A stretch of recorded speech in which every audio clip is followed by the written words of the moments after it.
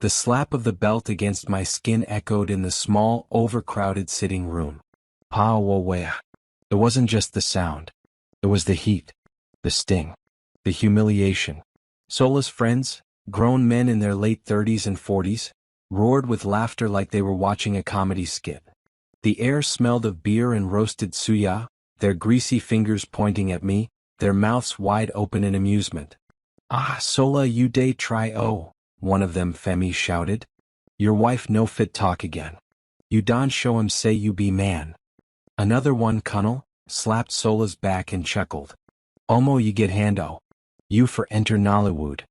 I wanted to disappear into the floor. My wrapper was loose, hanging dangerously low from the force of his strikes. My palms trembled as I tried to hold it together, my cheeks burning with shame.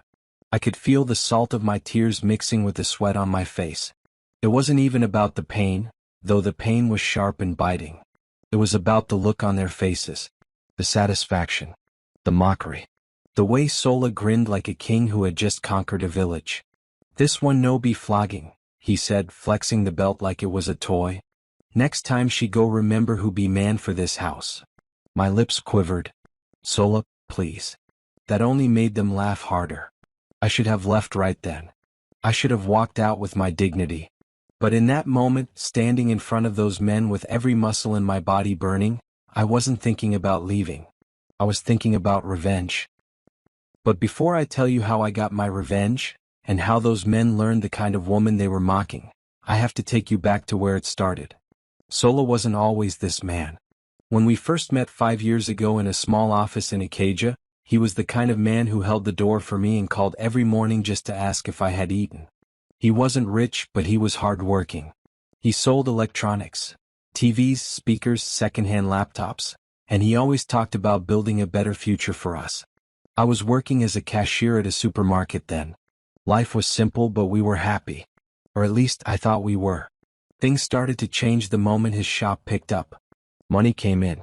He started hanging out with men who wore expensive perfumes and drove flashy cars. Men who loved to talk loud in public and make jokes at women's expense. At first, it was small things. He'd interrupt me in conversations, laugh at my ideas, or dismiss me when I spoke. Then the sarcasm turned to insults. "Sod, you know sabi dress," he'd say. "See as you be like village girl." I laughed it off in the beginning, telling myself he was just teasing. But deep down, a small voice kept warning me, "This is not the man you married." The night before the flogging, I should have known something was coming. He came home smelling of alcohol and cologne, grinning from ear to ear. "Sod, tomorrow my guy's day come. Make sure the place fine. Buy enough pepper soup and beer. I no want shame." "Okay," I said quietly.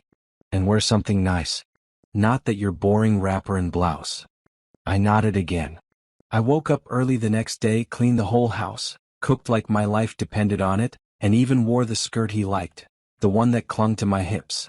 By evening the house was full. Music was blasting. The men were talking about money, politics, and football, their voices loud and confident. I stayed in the kitchen mostly, serving drinks and clearing plates.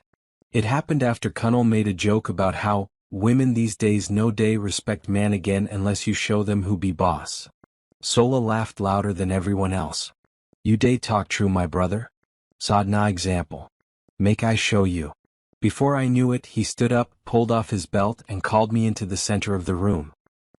The first strike wasn't the worst. It was the second, when I realized he was doing it for fun, to prove himself to them. And they were loving it. With every blow my chest tightened. I clenched my jaw, refusing to scream. I wouldn't give them the satisfaction. When it was over, I went straight to the bedroom, my body shaking. I could hear them still laughing in the sitting room. That night I didn't cry. I just lay in bed staring at the ceiling, my mind racing. The next morning, Sola acted like nothing happened. "You still vex?" he asked, brushing his teeth. I didn't answer. A beg no carry face. "Those not my guys. I just day play." Play, I thought. He called humiliating me play. That was the moment something inside me hardened. I wasn't going to leave in shame. No. I was going to make sure he and his friends would regret ever turning me into their entertainment. The plan didn't come to me immediately. But a week later an opportunity opened like a door waiting for me to step through. I was in the market buying vegetables when I overheard Cunnell's wife, me, talking to someone about how her husband was scared of losing his job because of some office walla. She didn't see me, but I saw my chance. My heart beat faster.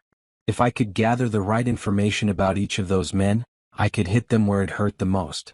And Sola? Oh, Sola wouldn't see it coming. For the first time in weeks I smiled. That night Sola came home late again. He tossed his shirt on the chair, smelling of beer. I was sitting at the dining table, calm, my eyes on him. "What?" he asked. "Nothing," I said, but my voice carried something he didn't recognize. It was the sound of a woman who was done being afraid. And that's how the first seed of my revenge was planted. You've seen the humiliation. You've seen the pain. But in the next chapter, you'll see how I begin to gather secrets that will turn their laughter into fear. If you want to know what Saad finds out first, and how it shakes their friendship, make sure you like, comment, and subscribe so you don't miss it. Trust me, the game is only beginning. The market has always been a noisy place. A mix of haggling voices, clanging metal basins, the smell of smoked fish and fresh pepper hanging heavy in the air. But that day I wasn't there for vegetables or Gary. I was there for information. And in Nigeria, if you keep your ears open long enough, the market will give you everything you need. Me, Cunnell's wife, was sitting in front of Mama Kemi's fabric shop, fanning herself with a folded magazine. She had no idea I was standing just a few feet away, pretending to check out a roll of Ankara cloth. "Ah, my sister," she said to the woman beside her, "if you know wetin day happen for my husband office now, you go pity me. He no fit sleep. Every time phone ring he go just day look em like say he be ghost." The other woman leaned in, curious. "What happened?" Me lowered her voice, but not enough. "One of his Oga catch him use company money for personal something. Dem never fire him yet, but dem day investigate. If he no package him story well, dem go disgrace him." I felt a chill of excitement run through me. I didn't know what Cunnell had done exactly, but I knew enough. He was in trouble, and the wrong whisper in the right ear could finish him. I didn't plan to rush. No, I would collect all my secrets first. One for each man that laughed when Sola flogged me. The next person I targeted was Femi. Femi was the loudest that day. The one who shouted, "Sola you for enter Nollywood," while clapping like a seal. He had a wife, but everybody in the area knew he was a chronic womanizer. What they didn't know, and what I found out by accident, was that one of his small girls was pregnant. It happened on a Wednesday afternoon when I went to the clinic for my blood pressure check. As I sat in the waiting area, a girl who couldn't have been more than 21 walked in. She wore a tight red dress and cheap gold sandals, her makeup too heavy for the heat. She walked straight to the nurse's desk and whispered something. The nurse looked at her form and then said loudly, "So you're here for your prenatal check-in? How many months now?" The girl smiled shyly. 2 months. The nurse frowned. "Husband's name?" She hesitated, then muttered, "Femi Adeyemi." I froze. There couldn't be two Femi Adeyemis living in our area, driving the same silver Toyota Camry. This was him. I kept my head down, pretending not to notice, but my heart was pounding. 2 secrets down. But gathering dirt wasn't enough. I needed proof. So I went to visit my cousin Deo, who worked at a printing shop. Deo was one of those people who could arrange things if you paid him well enough. Fake documents, photocopies of sensitive files. Nothing was too big a job. "Ah, Auntie Saad, long time." Deo greeted me, his eyes lighting up. "Wetin bring you?" "I need to make copies of some papers," I said, lowering my voice, "and maybe take some pictures of certain things without the owner knowing." He raised an eyebrow but didn't ask questions. "No walla. Just bring 'em."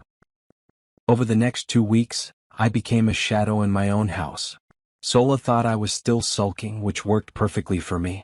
He didn't notice how I slipped out early in the morning, or how I sometimes came home late in the afternoon. I followed Cunnell to his office one day, pretending to be on my way to the bank. I saw him enter a small building that didn't look anything like his company's official office. A few hours later he came out with a bag that looked heavy with cash. I snapped a picture from across the street. As for Femi, I bumped into his pregnant girlfriend at the market and struck up a conversation. I acted like I didn't know who she was, complimenting her hair and asking how far along she was. She told me plenty without even realizing it, including that Femi promised to rent her an apartment in Surulere before the baby came. Every little piece fit into the puzzle. But Sola, I knew I had to hit him hardest. He wasn't as careless as his friends. His business was doing well and he knew how to keep up appearances. But even careful men make mistakes. One evening he came home drunk and tossed his jacket on the couch. While he was in the bathroom, I checked the pockets, and found a folded receipt for a hotel booking in Victoria Island. The date? The same night he had told me he was at a business meeting. The booking was for a double room. I didn't need to guess who he was with. I tucked the receipt into my bra and smiled to myself. The funny thing was, while I was planning all this, Sola and his friends had no clue. They still came around sometimes, still laughed loudly in my presence, still made offhand jokes about that night. But inside I was calm. I was patient. The real storm was coming. It was a Sunday afternoon when I decided it was time to test my first weapon. Cunnell was at church when I slipped an anonymous letter into his wife's handbag. The letter simply said, "Asterisk, ask your husband about the company money before they disgrace him in public. And check the building on Akinwale Street if you want the full truth." Asterisk. By Tuesday I heard shouting from their compound. One me had confronted him, and from what the neighbors said, she threatened to tell his boss herself if he didn't come clean. That was just the beginning. The same week I sent an anonymous text to Femi's wife. Asterisk, check your husband's phone gallery. Look for the girl in the red dress. She is carrying his child. Asterisk. By Friday, Femi had moved out of his own house after his wife threw his clothes into the gutter. Watching them crumble was satisfying, but I wasn't done. Sola still thought he was untouchable. One night, as he slept, I took the hotel receipt and slid it into an envelope along with a handwritten note. Asterisk, for your wife's eyes only. Asterisk. I didn't need to send it yet, but knowing I had it ready to destroy his fake pride made me sleep better. But fate has a way of speeding things up. A week later, Sola came home angry. Who you day talk to for market? You day spread gist about my friends? He asked, his voice hard. I blinked, pretending not to understand. What are you talking about? Cunnell and Femi say you day go around asking questions. If I find out you get hand for what'n happened to them, you go regret am. His tone was dangerous, but I didn't flinch. I looked him straight in the eye. Maybe, I said slowly, you should worry less about me, and more about what I know. For the first time in months, I saw uncertainty in his eyes. And that was the moment Sola realized I might not be the quiet, obedient wife he thought I was. In the next chapter, he tries to dig into my movements, but instead of stopping me, he pushes me closer to the revenge that will break them all. The air was thick with the smell of fried akara and hot oil that Wednesday morning when I stepped out of the house. I could feel Sola's eyes on me from the living room. He had been unusually quiet all morning, pretending to scroll through his phone but glancing up every time I moved. I tied my headscarf tighter, picked up my market bag and walked out without saying a word. What Sola didn't know was that I'd seen the way he had been looking at me the last few days, suspicious, like a man who smelled smoke and was looking for the fire. He thought I had been behind Cunnell's and Femi's troubles, but he had no proof. And when a man like Sola doesn't have proof, he gets reckless. As soon as I turned the corner of our street, I heard the faint rumble of his car engine start up behind me. I smiled. I didn't change my pace. I let him follow. The truth was, I had planned to visit my cousin Deo that day to pick up something important. A set of photos and photocopied documents I had asked him to prepare for me. But with Sola tailing me, I knew I had to change the script. I detoured into the market first. I bought tomatoes from Mama Funk, then ground pepper from the miller. I wanted Sola to believe I was just doing my usual shopping. But then I took a turn into a narrow alley, the kind only locals used, and emerged onto the back street where a cluster of small shops stood. Deo's printing shop was there, hidden behind a row of phone repair stalls. I didn't go in. Not yet. Instead, I crossed over to a food seller's stand, ordered puff puff, and casually scanned the street. There he was, Sola, parked under a mango tree, pretending to be on the phone but watching me closely. I decided to lead him somewhere else entirely. I walked out of the market area and into a street I knew very well, not because I ever had business there, but because I had seen Sola drive down that road before on nights when he claimed to be going to see a supplier. The road led to a modest-looking guest house painted in dull cream with green trim. I slowed my pace deliberately as I passed, pretending to check my phone. From the corner of my eye, I saw his car pull up at the far end of the street. That's when the door of the guest house swung open, and a young woman stepped out. She was pretty, maybe in her mid-20s, wearing a short pink dress and gold earrings. But what made me stop, and made Sola's face drain of color, was the fact that she wasn't alone. Right behind her in the doorway stood a man I recognized instantly, Sola's boss, Mr. Adebanjo. For a split second, the two of them froze when they saw me. Then the girl stepped away quickly, adjusting her dress. I looked directly at Sola's car and smiled, not the sweet, obedient wife smile he was used to, but the slow, knowing smile of someone who has just found a loaded weapon. Because now, I understood something.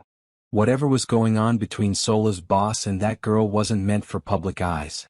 And if Sola had been coming here before, then he was either involved or covering for him. I didn't go inside the guest house. I didn't need to. I turned and walked away, my bag swinging gently in my hand. Sola caught up with me in less than a minute, his car stopping abruptly beside me. "Sod. Enter the car."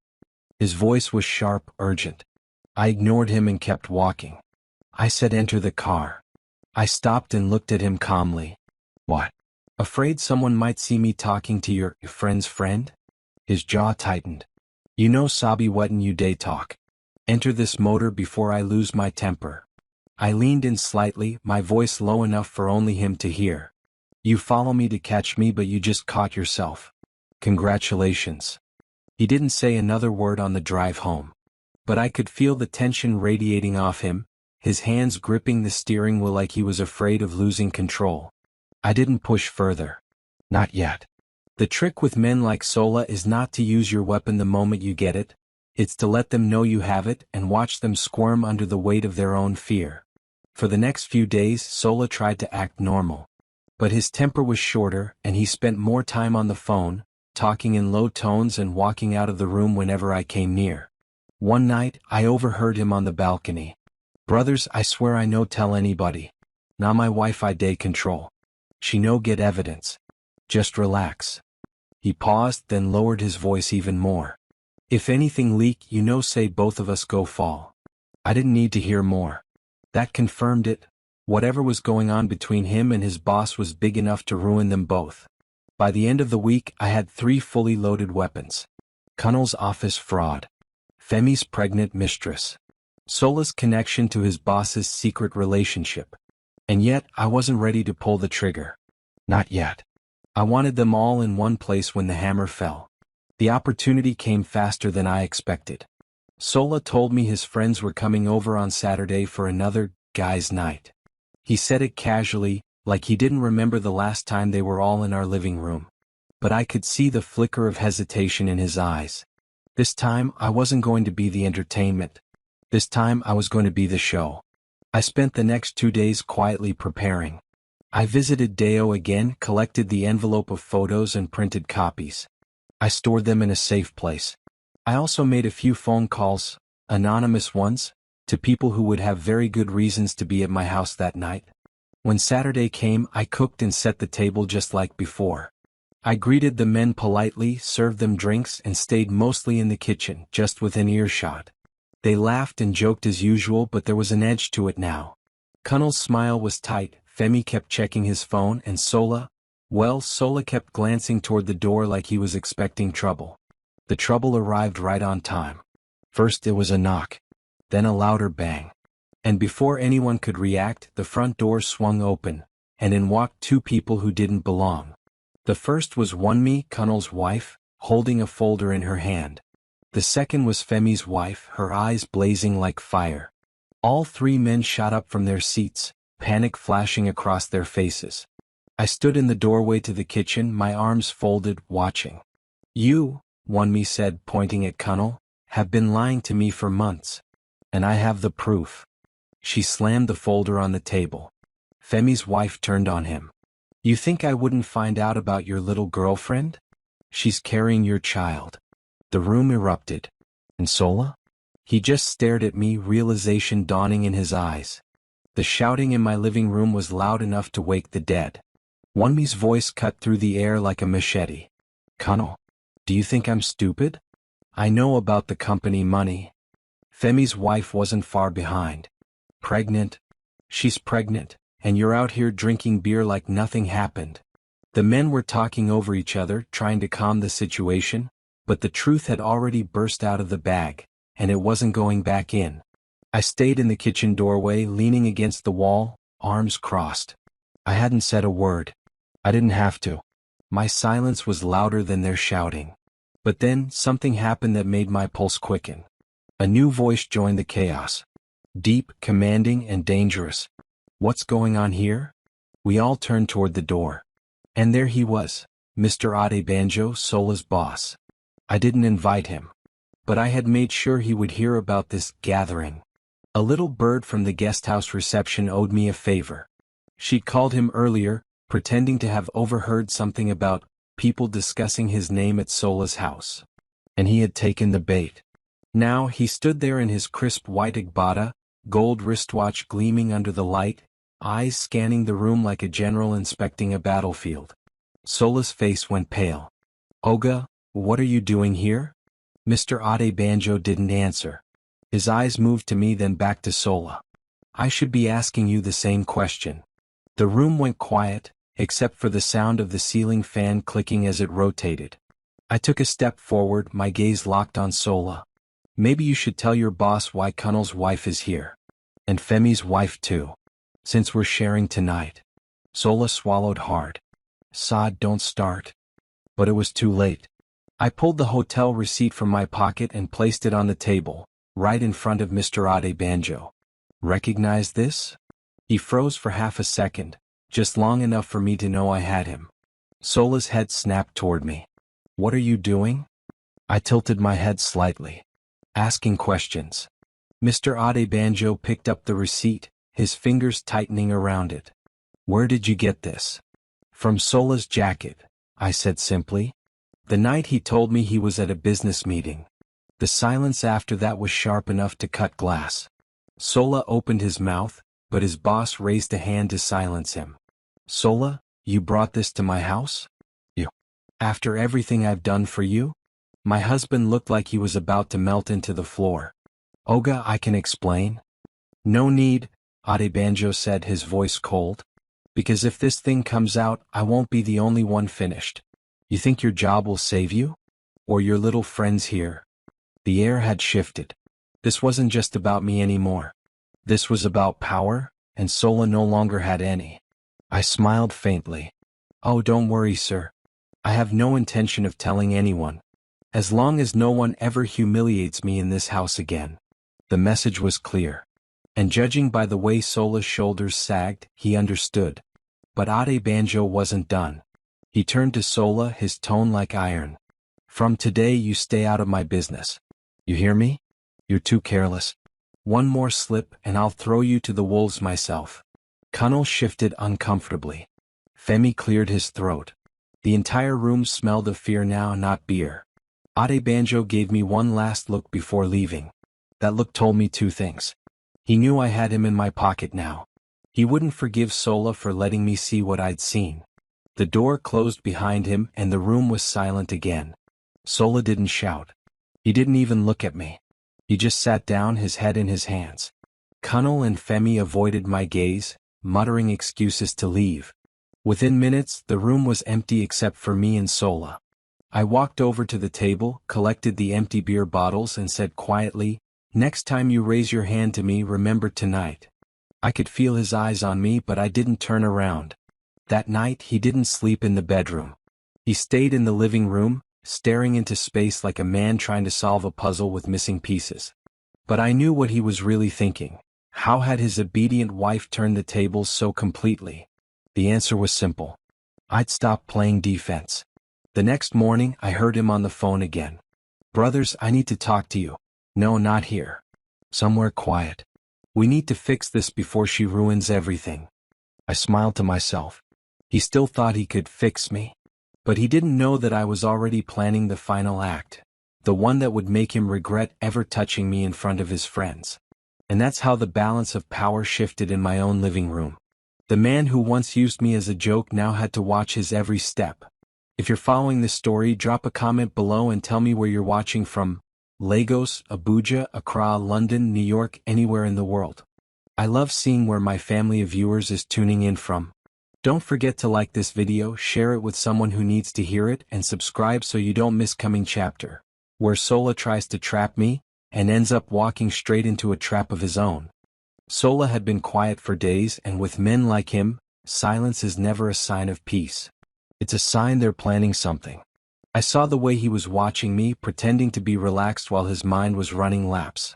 He thought he was playing a game of chess, but what he didn't know was that I was already 3 moves ahead. It started on a Tuesday morning.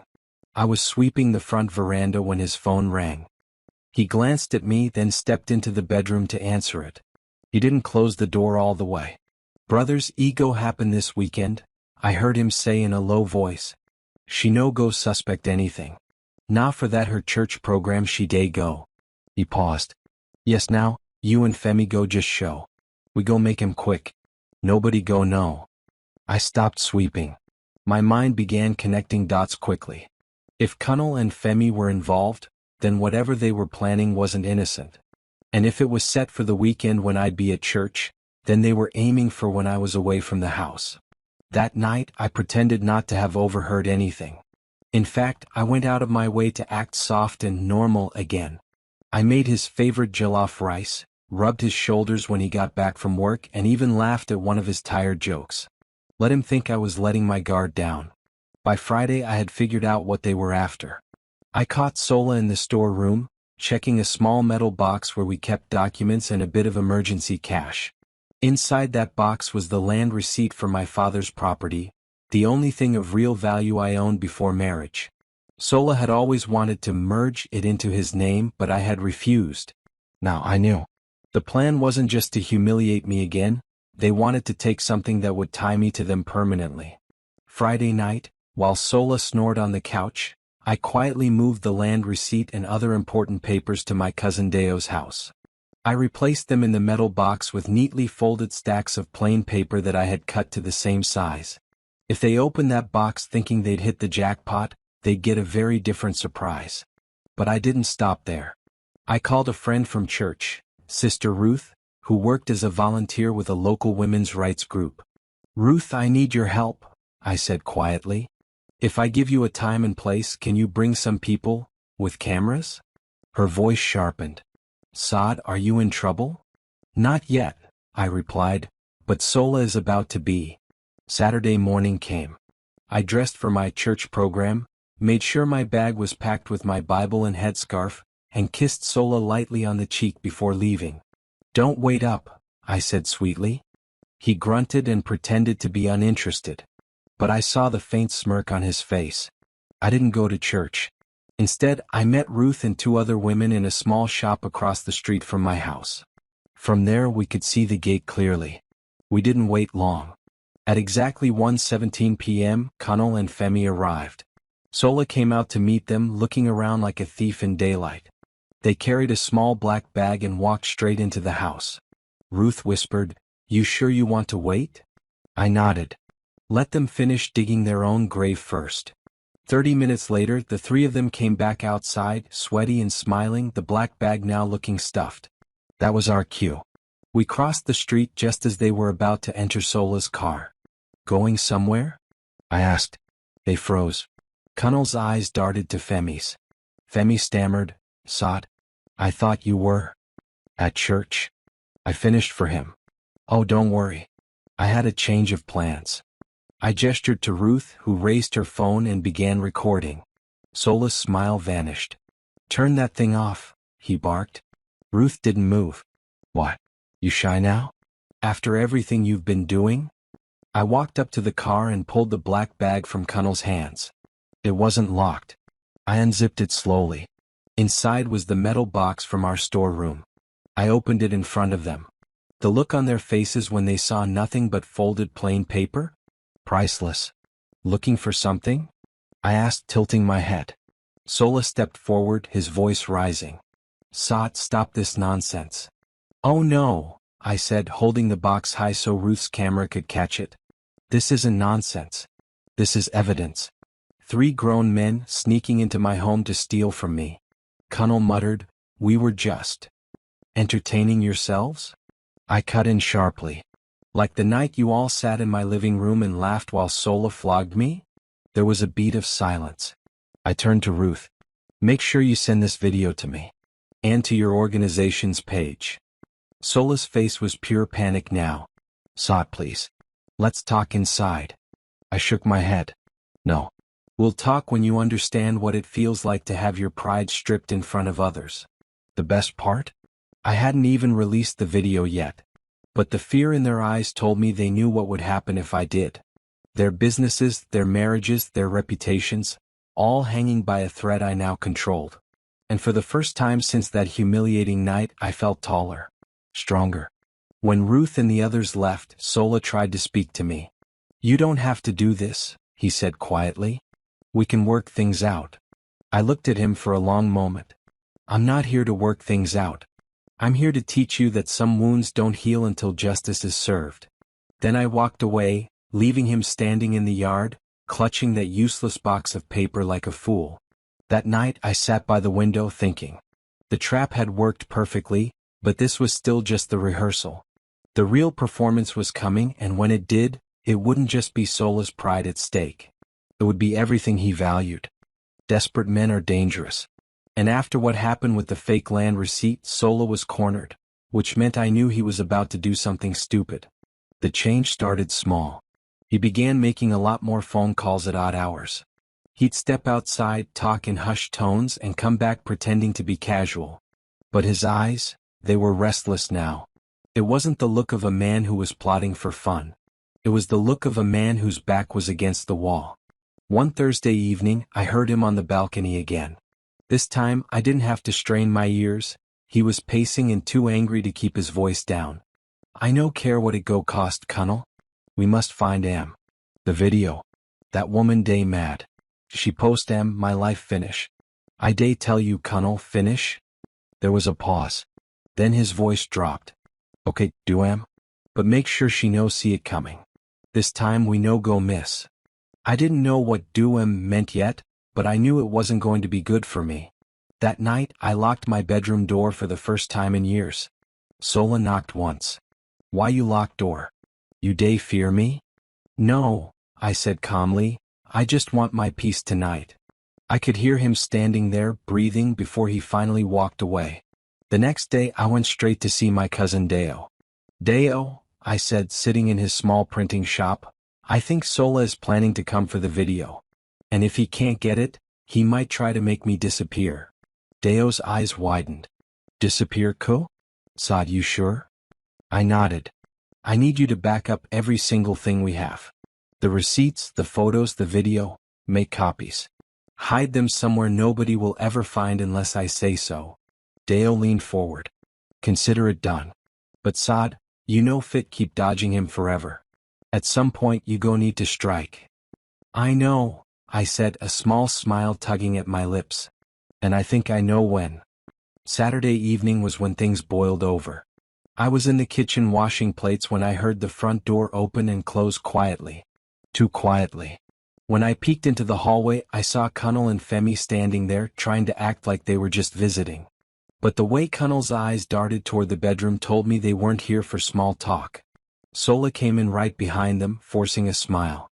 Ah, Saad, see who just stopped by. I wiped my hands slowly. Interesting. You didn't mention they were coming. The 3 of them moved toward the bedroom, pretending to laugh at some joke. I followed at a distance. When Sola unlocked the door and stepped in, I stayed by the doorway. Looking for something? Connell froze. Femi glanced at Sola. My husband cleared his throat. We just want check something. Oh, I said. In my room? Without asking me? They ignored me and went straight to the wardrobe. Sola pulled out the metal box. When he opened it and saw it empty, his face twisted in rage. "Where is it, Sod? Where's the video?" I crossed my arms. "Safe. And not in this house." Cunnell stepped forward, his voice low. "Madam, you no understand. If that video leak, go spoil everything for us." "Exactly," I replied. "That's the point." Sola slammed the box shut. "You think this is a game? I can make you regret this, Sod. You forget who you married." I took one slow step toward him. "No, Sola. You forget who you married." His nostrils flared. "You want to destroy me? Fine. But I no go fall alone. If I go down, you day go down with me." And just like that, he said the very thing that confirmed my suspicion. He was ready to take me down if he couldn't control me. But here's what he didn't know. I had already arranged my safety net. I smiled. "Then I guess we'll see who hits the ground first." That night, I put the final phase of my plan into motion. I called Ruth again. "Next Saturday. My house. Bring your camera. And bring the people from the women's group, the loud ones." She laughed. "This is it, isn't it?" "Yes," I said. "This is where it ends." Over the next week, I acted like nothing had happened. I even made small talk with Sola, asked him about his day and cooked his favorite meals. He started to relax again, thinking maybe I was softening. But on Friday night, I accidentally left my phone unlocked on the coffee table with a text from Deo visible. "Everything is ready for tomorrow." I knew he would see it. I wanted him to see it. Because if there's one thing I'd learned about Sola, it's that he can't resist trying to ruin something he thinks I'm excited about. Sure enough, at 6 a.m. on Saturday, he was up and dressed before me, pretending he had errands to run. I could hear him making calls, his voice tense but excited. I smiled into my pillow. Let him gather whoever he wanted. Let him feel like he was in control for one last time. By nightfall, his entire world would shift, permanently. And that's how Sola's desperation became the rope he was wrapping around his own neck. He thought he was setting a trap for me, but every step was taking him closer to the moment he'd never forget. Don't forget to like this video, share it with someone who needs to hear it, and subscribe so you don't miss coming chapter, where the trap finally closes, and the public humiliation Sola gave me comes back to him, 10 times worse. Saturday came with a heavy, expectant heat in the air, the kind of weather that makes the skin itch and the tension rise. By 10 a.m., I already knew Sola had set his own stage. He left the house early, saying he had to pick something up. I didn't bother asking what. I knew exactly where he was, gathering his allies, Cunnell and Femi, for one last push to intimidate me. Perfect. At 4:30 p.m., I began preparing the living room. But not the way I used to, no drinks, no snacks, no music. Instead, I cleared the center space, moved the chairs to the sides, and placed one small table in the middle. On that table, I set down my phone, fully charged and already recording, and a small Bluetooth speaker. In the speaker, I had queued up a particular audio file, the conversation I had secretly recorded of Sola admitting to Cunnell and Femi that they had entered my bedroom to steal the land papers. And that wasn't the only recording. I had also clipped together the loudest part of the video Ruth took. Sola and his friends in my yard, caught red-handed with the empty box. At exactly 5:15 p.m., the knock came.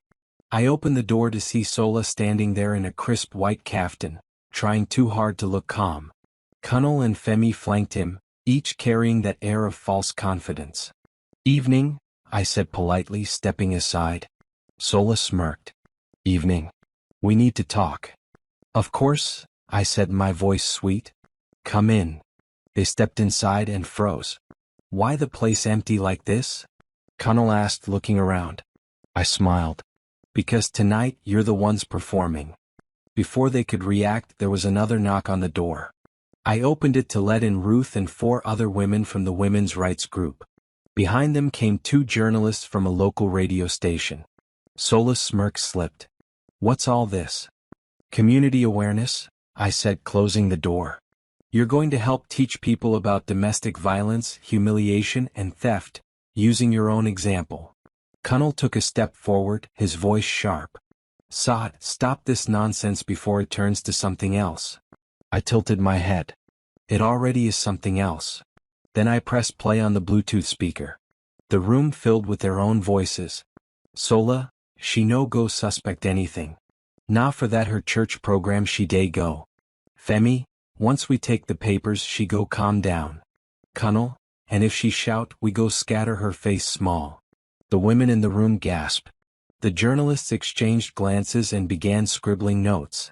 Sola lunged for the speaker but Ruth stepped between us. Touch it and we'll assume you're attacking her again on camera. Before the men could recover, the second recording began. Ruth's video of them standing in my yard with the box. The camera zoomed in on the blank papers inside. One of the journalists asked loudly, "Mr. Sola, is this you?" He opened his mouth but nothing came out. "You see," I said, turning to the room, "these are the same men who sat in my living room months ago and laughed while my husband flogged me in front of them. Today they thought they would come here and finish what they started. But instead they're going to help us teach every woman watching that you can fight back without raising your hand, just by refusing to stay silent." The women from the group began taking photos and short clips. Cunnel covered his face. Femi muttered curses under his breath. Sola just stood there, jaw tight, his pride crumbling in real time. Then came the final blow. I walked to the corner and picked up an envelope. Inside were printed copies of everything.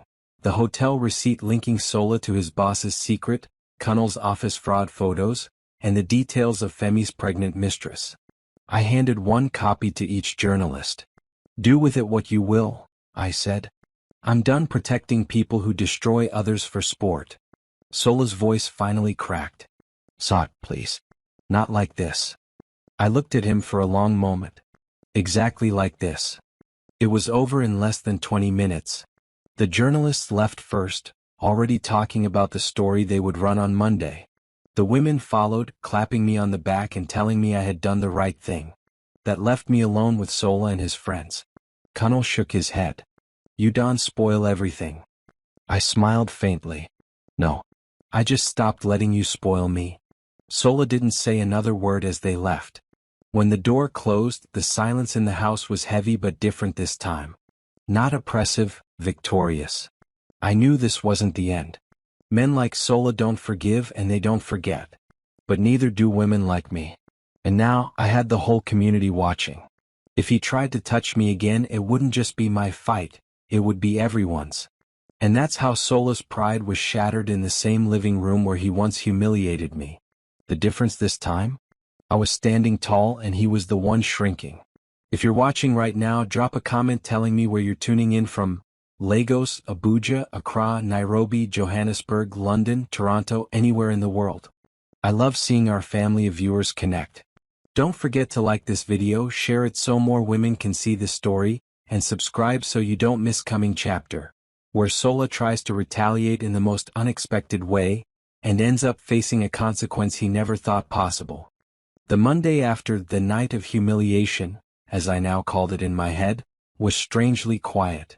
Too quiet. Sola didn't come home on Sunday night. I didn't bother calling him. The way I saw it, the man needed space to sit in the wreckage of his own pride. But I also knew that quiet never lasts with him. By Tuesday morning my phone started buzzing. First it was an unknown number. I didn't answer. Then it was a neighbor whispering in excitement. "Sot, have you heard? People are saying Sola has gone to the police." I paused mid-sip of my tea. "The police?" "Yes-o. He said you're blackmailing him and his friends. He's trying to say you staged everything." I almost laughed. Staged? The man had forgotten that it was his own voice on that recording. By noon it wasn't just a rumor. A uniformed officer showed up at my gate. "Mrs. Saad Sola?" he asked. "Yes," I replied, standing tall. "We've been asked to invite you to the station to answer a few questions." The word invite was polite, but his tone told me Sola thought this was going to scare me. "Of course," I said calmly. "Let me grab my bag." When I arrived at the station, Sola was already there, sitting in the corner with Cunnel and Femi. He smirked like a man who thought the game was about to flip back in his favor. The officer in charge gestured for me to sit. "Madam, we received a complaint that you threatened to release damaging information about these men unless they gave you money." I folded my hands in my lap. Is that so? Sola leaned forward. Yes. She's been trying to destroy us. She's spreading lies. Lies. I interrupted, my voice steady. Officer, with your permission, I'd like to play something. I pulled my phone from my bag and with a single tap, played the recording of Sola's voice. Sola, not for that her church program she day go. Once we take the papers she go calm down. Femi, and if she shout we go scatter her face small. The room went silent. Even the officer's eyebrows rose. I paused the audio. Officer, that was recorded in my own home. Without editing. And here, I handed over my phone, is the video of them caught with the stolen box. On my property. The officer took his time watching. When he was done he looked at Sola. Do you want to adjust your statement? Sola's jaw tightened. She twisted the story. Twisted? The officer repeated, leaning back. From what I see, you should be careful this woman doesn't press charges against you. If she does, it's more than you that will be in trouble. Connell muttered something under his breath. Femi just stared at the floor. I stood, my voice calm but cutting. Officer, I'm not here to ruin anyone. I just want it on record that if anything happens to me, anything at all, these 3 men are responsible. The officer nodded. Noted. I turned to Sola. You wanted to use the law against me? Well, the law has now seen you for who you are. Then I walked out without looking back. That should have been the end of it. But desperate men don't stop when they lose, they double down. 2 nights later, I came home to find the front door slightly open. I froze. Inside, nothing looked stolen, but the living room was in disarray, cushions tossed aside, drawers pulled open. Whoever had been here wasn't looking for money. I checked the bedroom. My wardrobe had been rifled through. The storeroom lock was broken. They were looking for the backup copies of my evidence. Luckily for me, I'd moved everything to Deo's shop weeks ago. Still, this was worn out. I called Ruth. It's time, I said simply. She didn't ask what I meant. She just said, I'll get everyone ready. By Saturday afternoon, I had assembled a list of everyone who had ever been wronged by Sola, Connell, or Femi. Neighbors they'd cheated. Workers they'd underpaid. Even a couple of ex-girlfriends who had their own stories to tell. We met in the church hall, about 30 of us in total. Next week, I told them, there's going to be a community forum here about respect and accountability. And these men are going to be our example. One of the younger women grinned. You mean, public? Very public, I said. They like an audience? We'll give them one. When the day came, Sola walked into that hall thinking it was a peace meeting. I'd made sure the invitation sounded harmless. But the moment he stepped inside, the buzz of murmurs hit him. Cameras lined the back wall. Journalists sat in the front row. And all around him were people whose faces he recognized, people he'd wronged. The moderator welcomed him warmly, then gestured to me. Our speaker for the day, Mrs. Saad Sola. I walked to the podium, holding my head high. Some months ago, I began, my voice steady, I was humiliated in my own home. My husband flogged me in front of his friends to prove a point. They laughed. They enjoyed it. But today they're going to help us learn why that's not entertainment, it's abuse. Gasps rippled through the room. I played the recordings again, this time on the hall's loudspeakers. Every word echoed against the walls. Sola sat stiffly in his chair, jaw tight, while the entire community listened to his own voice plotting against me. By the end, there was no defense left for him to give. The journalists swarmed. The neighbors whispered. His friends avoided his eyes. For the first time, I saw something in Sola that wasn't pride or anger, it was defeat. When it was over, I walked past him without stopping. Next time you think of using me for entertainment, remember this feeling. He didn't answer. And that's how Sola's attempt to use the law against me backfired so badly that it pushed him into the very spotlight he feared most. The man who wanted to make me small now had the whole community watching him shrink. If you're watching this, drop a comment telling me where you're tuning in from. Lagos, Abuja, Port Harcourt, Accra, Nairobi, Johannesburg, London, Toronto. I love seeing our global family connect. Don't forget to like this video, share it with someone who needs to hear this story, and subscribe so you don't miss next chapter, where Sola makes one final desperate move, and ends up losing more than just his pride. The thing about men like Sola is that they will never believe they've truly lost. Even when the walls have closed in, they'll convince themselves there's still one escape route. And that's what made him dangerous now. 2 weeks had passed since the community forum that tore his pride apart. He'd been quiet, too quiet. No angry confrontations, no muttered insults, no loud late-night calls to Cunnel and Femi. But silence from Sola wasn't surrender. It was plotting.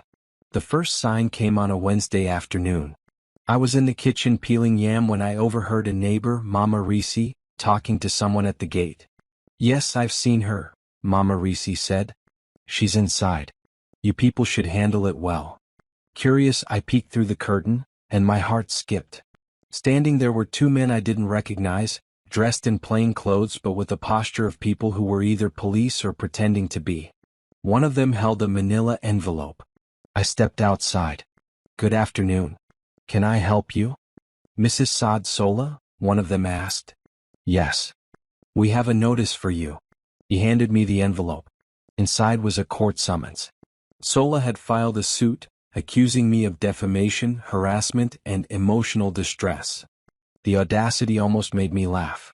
That night he came home and found me sitting in the living room, the summons on the table. "You think you're smart?" he said, smirking. "Now you'll answer in court." I looked him straight in the eye.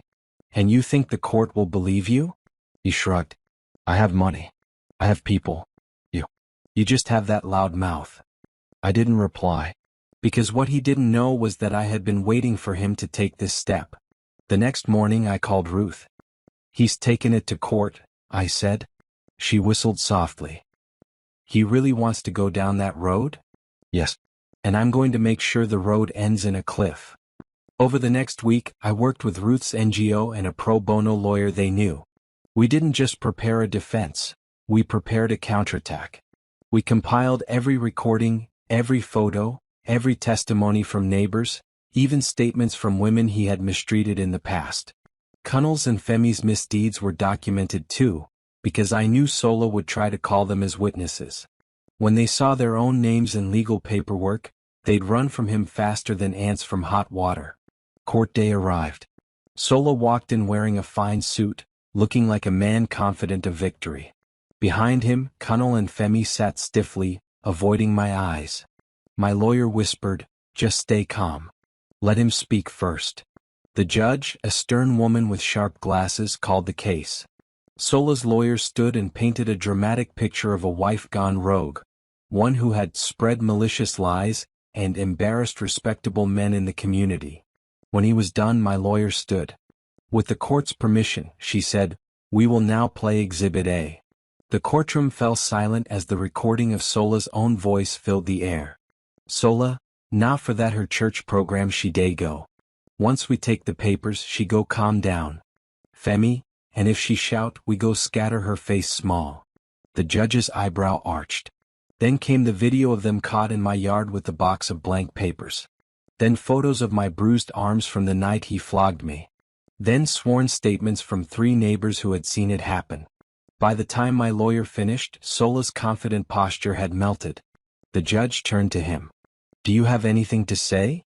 Sola stammered, "My lord, these are misinterpretations." The judge cut him off. "Enough. This is not defamation. This is evidence of your own misconduct. And I will advise you, Mr. Sola, to withdraw this case before you find yourself facing charges." In less than 10 minutes his big win had collapsed. He mumbled something to his lawyer, who nodded and told the court they were withdrawing. But it wasn't over. Because my lawyer stood again. "My lord, we would like to file a counterclaim for harassment, attempted theft and assault." The judge looked directly at Sola. "Mr. Sola, I will be seeing you again in this court, but not as a plaintiff." When we left the building, Sola didn't even look at me. He just walked to his car and drove off.